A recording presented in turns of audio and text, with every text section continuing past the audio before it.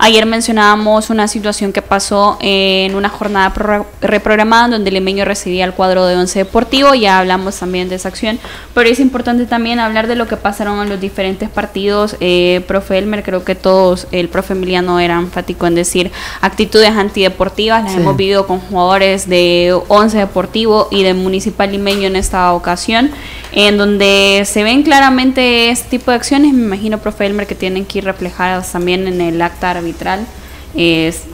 Hay videos, no creo que no puedan ir reflejadas también en el mismo, además también de otras acciones que incluyen ya sea tarjeta roja, otras donde no hay, jugadas que, por ejemplo, el gol del Limeño que estaba supuestamente fuera de lugar y que sí era gol, pero ¿qué le deja a usted, antes de ir con el profe? Bueno, la primera, sí, a mí no me gusta esta cuestión de las actitudes, ¿no? Sobre todo que hoy cualquier aficionado puede reportar estas situaciones, ¿no? Con un dispositivo móvil. Entonces, el jugador, uno no le pide que tenga menos intensidad dentro de la cancha, pero sí estas cosas, como decimos, no abonan al espectáculo, crean un espectáculo que no es el mejor. Después los ejemplos que dan, sobre todo a los niños, que nosotros es algo que siempre nos ha gustado y tratamos de fomentar, que la familia vaya a los estadios. Y creo que la otra situación es también, hay varios jugadores que no sé qué les sucede, que de repente parecería que cualquier fallo que dice el árbitro explotan. Obviamente lo de Elvin Alvarado, él tiene razón, porque después revisando el video, él aparentemente está bien habilitado, ¿no? Y eso, pero porque te lo anulan, parecía que si hubiese tenido un mazo le iba a dar un mazazo en la cabeza al árbitro, y él es alguien que ya ha tenido problemas, es reincidente por este tipo de situaciones. Entonces tendría que tranquilizarse. Él es un jugador muy joven con una proyección interesante. Lo han llamado a los últimos microciclos de selección nacional, ha tenido participación en partidos oficiales. Entonces, hablo de Elvin porque es el más puntual, pero después los videos que andan circulando no me gusta. Así como fui de enfático una vez con Enzo, creo que es un chico de Firpo, que hace un gol muy interesante de cabeza después de haber hecho un buen partido, que es el lateral izquierdo, un flaco alto. El número 6, sí, viene de Estados Unidos. Él le hace un gol a central zurdo, que ha estado jugando a mí me parece un chico muy interesante, con un muy buen biotipo. Él le hace un gol a Platense y se lo grita a la gente, y no se lo gritó una vez, se lo gritó dos. Entonces a mí me parece que esas actitudes no son igual, que me molestó muchísimo lo que hizo Salazar con la gente de Dragón, porque no tiene nada que ver una cosa con la otra. Entonces creo que en ese aspecto tendríamos que bajarle 2 rayitas. Sí. Por favor, que se dedique, el jugador, lo que decimos siempre, ¿no? Que se dedique a jugar. Entendemos que hay situaciones que a veces ellos no pueden manejar, uno no les puede pedir que sientan de una forma diferente, pero sí el respeto. Número 3, Nelson Rodríguez. Exacto, Nelson Rodríguez, es recíproco. Primero de nosotros hacia la gente, y después obviamente vamos a recibir eso de la gente hacia nosotros. Así que ojalá que los pasos que se den, o si no se dan ningún paso en este momento, los jugadores hagan una reflexión y entiendan que están expuestos en todo momento. Y aquí tiene que estar implícito, Manuel, todas las partes, la directiva, el árbitro también, y la misma actitud del jugador a no reincidir en este tipo de acciones. Vemos jugadores de Limeño involucrados 2 veces en este tipo de acciones, primero frente a Once Deportivo, en donde le pegan a Delgadillo, ¿sí? Porque sí le pegan a Delgadillo, tanto Javi Bolaños como también Jorge Najarro del cuadro de Once Deportivo, y ahora nuevamente se repite en esta acción, pero ahora Delgadillo, el que ve esa acción sobre los jugadores de Fuerte San Francisco, fueron expulsados Delgadillo y también Jefferson Valladares en ese partido frente a Fuerte San Francisco, y también Aparicio para el cuadro del Fuerte. Pero ahí es donde yo siempre involucro lo que dice el profe Elmer, la reincidencia que tienen este tipo de acciones. ¿Por qué, Manuel? Porque no hay una figura arbitral en donde pueda determinar qué es lo que está pasando en ese informe. Y no solamente le compete la parte arbitral, sí, a manera de sanción en el partido, sí, un castigo en donde te bajas las duchas o tenés un par de partidos sin jugar, sí, pero creo que también le compete al club en sí tomar cartas en el asunto, y también a la comisión disciplinaria en algunos casos, como ya lo hemos visto anteriormente, que actúa de oficio. En este caso también debería actuarse de oficio, porque para mí, y el profe Elmer va a aclarar muy bien ese tema, para mí, si ya ha actuado de oficio con Henry Romero, por ejemplo, debería de actuar de oficio con estas imágenes que tenemos. Ahora bien, no me voy a meter en esa parte porque sé que el profe la va a desglosar muy bien. En lo que sí creo que podemos aportar es en el hecho de por qué el jugador hace esto, ¿no? Yo creo que el jugador está viviendo, y me refiero en sí a los jugadores de Once Deportivo. Yo no había visto estas actitudes nunca de parte de Javi Bolaños, por ejemplo, un jugador que me parece con un exagerado talento. Creo que es un jugador que puede regresar a un club grande en cualquier momento, siendo incluso figura, pero lo veo reaccionar, no solamente el golpe sobre Yair Delgadillo, sino lo que detona todo, ¿no? El balonazo que tira a la afición, eso es completamente reprochable. Luego vemos lo de Jorge Najarro. ¿Y qué es lo que sucede en el entorno de estos jugadores? Yo creo que hay una presión innecesaria en Once Deportivo hasta este punto. Si bien es cierto, han habido varios partidos en los que no ha logrado la victoria. Creo que aquellas declaraciones de Eric Dogson Prado en aquel momento, hace aproximadamente unas 5 jornadas, el hecho de no conseguir la victoria como local, el verte abajo en el marcador, pareciera ser que hay una presión que el jugador debe aprender a controlar, a aprender a manejar. Porque no son justificables, porque si no, que los de Santa Tecla hicieron lo mismo. Exactamente, y aparte más presión que ellos no tienen nadie. Y no es justificación el hecho de la edad, ¿no? Aparte Javi Bolaños tendrá que 22 años, 23 años, creo, o no recuerdo si 21 o 22 años tiene Javi, y es, si no me equivoco, sub 23 aún, pero es un gran talento que debe aprender a controlar esos momentos. Peor aún, en el caso de Yair Delgadillo, en el partido contra Fuerte San Francisco, los jugadores de experiencia, 22 años tiene Javi Bolaños.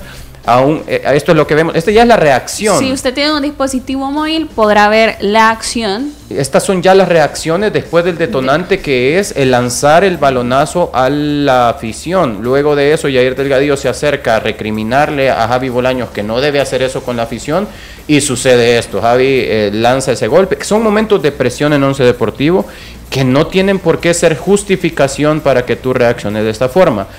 Caso parecido, creo, el caso de lo que mencionaba Emiliano con Elvin Alvarado. Yo creo que Elvin Alvarado es un jugador con muchísimo talento, que también a temprana edad lo vimos figurando en Once Deportivo, anotándole hat-tricks a Alianza, incluso destacando, regresando a Alianza. Hoy figura en Limeño y por eso lo llaman a selección. Dentro de la acción que sucede, lo que vimos, él ejecuta un control espectacular, un recorte hacia adentro espectacular y una definición incluso más espectacular. Creo que este tipo de jugadores debe centrarse en eso, en ese talento. Está viviendo un momento en el que se vio en algún momento expuesto en selección nacional, que muchos de los focos fueron enfocados hacia si él jugó bien o no jugó bien el partido en Martinica. No es su responsabilidad el resultado en Martinica, es responsabilidad de haber sido colocado en un puesto que no era el de él, y está con esa intención de lograr figurar, y lo que representa hacer un gol como el que había hecho en ese momento y la injusticia que el árbitro se lo anule, son un montón de factores que en ese momento debes aprender a manejar y seguir en el foco, no por cómo recriminas o cómo reclamas, sino por cómo estás ejecutando ese tipo de jugadas con el talento que tenés. Profe. Bueno, aquí tengo un montón yo de apuntes, no sé si me va a alcanzar la hora.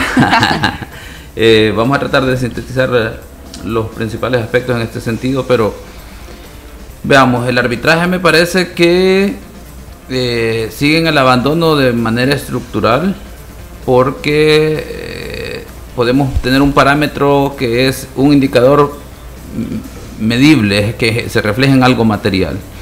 Si se recuerdan, en el Apertura 21-22 era noticia el hecho de que los árbitros estaban estrenando sistemas de intercomunicadores. Esa era la novedad, ¿verdad?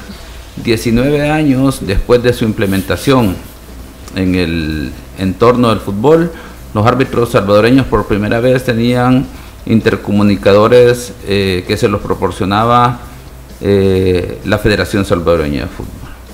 2 años, 4 torneos cortos, 2 años después, podemos hablar ya de este torneo Apertura 2023, ya los árbitros no cuentan con sistema de intercomunicadores por el tipo de uso, posiblemente el cuidado no fue el más adecuado, además también los dispositivos hay que darles mantenimiento, no, tampoco es que van a ser eternos, y se nota que no hay nadie a cargo de eso, a nadie le interesa. ¿Se imaginan ustedes llevar 4 torneos cortos, 2 campeonatos largos, 2 años en términos de calendario, retomar el tema de los intercomunicadores y de repente ya no hay? ¿Qué implica eso? Que tienen que volver a los procedimientos anteriores. Eso como parámetro, y que a nadie le interese dentro de la estructura del fútbol. Es más preocupante. Ese tema a mí me parece increíble. Ya tenés el equipo, solo tenés que darle el mantenimiento adecuado para seguirlo utilizando. Ni siquiera tenés que volver a hacer la inversión inicial. Y si no, pues hay diferentes estrategias que se podrían utilizar, ¿verdad? Pero perdón, profe, ¿cuál puede ser un argumento válido para no utilizarlo? ¿Cuál es un argumento que pueda ser válido para no usarlo si es que hay que ir para adelante? Y en este caso es totalmente pasos para atrás, si ya tenemos los recursos. ¿Por qué no usarlo? Porque, o sea, entenderé yo que ya no están en funcionamiento, ya por el hecho de que posiblemente ya las baterías no están funcionando ¿Por bien. baterías? Posiblemente ya algunos estén fallando las piezas porque tenés que desarmarlo cada vez y limpiarlo y todo lo demás. Por mantenimiento, digamos. Ajá, exacto. Entonces, a nadie le interesa darle ese mantenimiento, definitivamente. Ni a los mismos árbitros, que no deberían de ser los responsables. Ya a estas alturas en el fútbol, que los árbitros estén teniendo que hacer ellos el ¿A quién le correspondería? Le correspondería a la Comisión de Árbitros, Departamento de Arbitraje, Okay. solicitar a la Federación el presupuesto para este año, el mantenimiento. Lo corrijo, profe, lo corrijo. No es que a nadie le interese. Nos interesa a todos menos a los responsables. Exacto. Hay responsables verdaderamente de eso. El interés es de todos los que queremos ver que el fútbol mejore. ¿Y por qué pongo en contexto el tema de los intercomunicadores? Posiblemente algunos árbitros tengan esa habilidad de decir, me siento más cómodo sin intercomunicadores, incluso para manejar el partido, y posiblemente su desempeño sea bueno. Pero estamos hablando de 1 o 2 árbitros posiblemente. Sí. Pero es que la norma y el entorno del fútbol te lleva a otras tendencias, a que ya establezcas procedimientos, porque luego si aspiras a ser internacional tenés que saber que ya vas a utilizar intercomunicadores, vas a utilizar VAR. Te facilita tu trabajo, definitivamente. O te adaptás o te morís, ¿no? Exacto, entonces... Ese es el principal detonante o la principal preocupación. Como dice Manuel, la idea, 19 años después no importa, pero diste un paso hacia adelante. ¿Por qué retroceder ahora? Lamentablemente creo que en la última vez que se habló de árbitro FIFA, El Salvador había perdido una escarapela FIFA, ¿verdad? De acuerdo a las que tenía. Entonces seguimos retrocediendo en ese aspecto. Parecería que no querés preparar árbitros para que den el siguiente paso. Hoy encima tienen un escalafón anterior que antes no lo tenía, que era el árbitro CONCACAF. Entonces, pero si uno va a los partidos de CONCACAF, usan, ¿no? Sí. Entonces los tenemos que preparar para eso a los árbitros. No podemos aspirar a tener un arbitraje mejor en la liga local si no pretendemos preparar a los árbitros nuestros para que den el salto ya a las escarapelas más importantes de la región. Sí, y en ese sentido hay que hacer todo ese cuento de todo lo que gira alrededor de los intercomunicadores, porque eso es lo que desnuda es el interés de mantener al día todas las situaciones del entorno de arbitraje, de tal forma que tengan las herramientas, los recursos para poder trabajar de manera adecuada. Y automáticamente a partir de eso, así puedes exigir. Claro, no es excusa decir porque no tienen todas las herramientas y todo lo demás, agárrenla tranquilos, ¿verdad? Y vayan al terreno de juego y hagan lo que quieran. No, tampoco, ¿verdad? Porque ahí ya es más una cuestión de disciplina, interés de los propios árbitros, porque de lo contrario estaríamos hablando de árbitros mediocres que se acomodan y que pues automáticamente dicen, no me dan herramientas, pues voy a ir a hacer el trabajo a media, ¿verdad? Pero sí de la estructura como tal, que no hay una respuesta en relación a la resolución de los problemas. Ojalá que el Departamento de Comunicación de la Federación, que monitorea los programas deportivos que les pasen ahí la notita, ¿verdad? Y que digan, miren, es verdad que ya no hay intercomunicadores, ¿qué ha pasado? Hay que darles mantenimiento, bueno, retomémoslo, y por lo menos ya en la etapa de cuartos de final, de semifinales del torneo, en la final podamos ver ya a los árbitros con intercomunicadores, porque eso va a ser muy importante, que quieren darle respaldo. Luego podemos hablar de otras situaciones, el tema que hemos insistido desde que estamos aquí en el programa, los comisarios de partido. Son personas que le ayudan al control, autoridad, seguridad de los escenarios deportivos y como consecuencia permiten que los árbitros se puedan enfocar en el partido, en la parte deportiva, como se hace a nivel de CONCACAF, como se hace a nivel de FIFA. Aquí, a pesar después del 20 de mayo, no se ha tomado esa medida, le sale muy caro supuestamente. Y aquí vea que debe de ser un acuerdo entre Primera División y Federación, porque como pudimos ver, sí, obviamente le interesa a la Primera División porque son los que están, digamos, promoviendo a sus patrocinadores y todo lo demás, pero también a la Federación por temas de selección, por temas de competitividad. Luego, ya ni hablar de un asesor de árbitros, que es el que debería de evaluar el rendimiento, pasar el informe y a partir de esos indicadores poder establecer los puntos de mejora de los árbitros. Esas situaciones no están. Como resultado, ¿qué podemos tener? Bueno, lo que hemos tenido en las últimas 2 semanas, que han sido situaciones como las que ya describieron en el Municipal Limeño 11 Deportivo, que hay un incidente y pasa desapercibido hasta que se hace viral en redes sociales a partir de ese momento, cuando debería de ser lo contrario. Sí.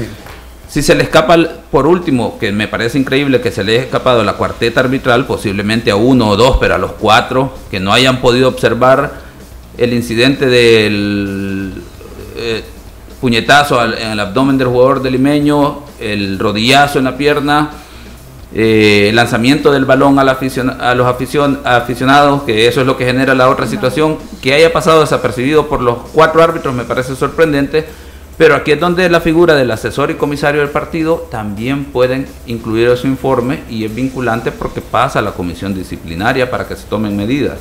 Así debería de ser. Por último, ojalá que, ya lo dijo Manuel, sea la comisión disciplinaria a través de los videos, como lo hicieron en el caso de Henry Romero, que también tomen medidas de tal forma que los jugadores digan, bueno, hay que tener cuidado porque ahora hay un aficionado que puede estar filmando el momento, claro, se hace público en redes sociales y la comisión disciplinaria puede actuar para tratar de corregir de una forma el comportamiento de los aficionados, ¿verdad?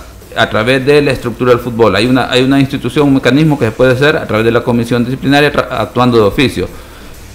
Luego, también la responsabilidad de la Junta Directiva de parte del Limeño, que creo yo que, así como decíamos en su momento en el Alianza Águila, o en el Águila Alianza, que fue en la Delicia, que la Junta Directiva del equipo contrario pueda interponer un recurso para que se actúe de parte, de tal forma que haya una sanción para los jugadores.